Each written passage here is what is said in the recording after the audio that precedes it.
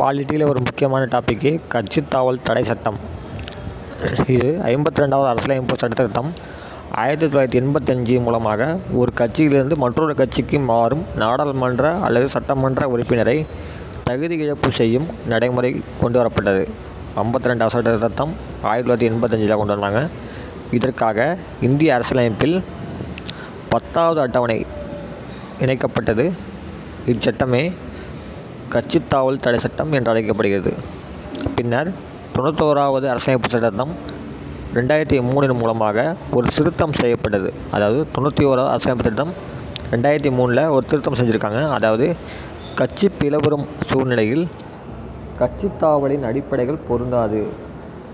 அதாவது கட்சி பிளவுறும்போது கட்சித்தாவல் அது பொருந்தாது அப்படின்னு சொல்லியிருக்காங்க. ஏன்னா 91வது அரசியலமைப்பு சட்டம் 2003 இந்த திருத்தம் பண்ணியிருக்காங்க.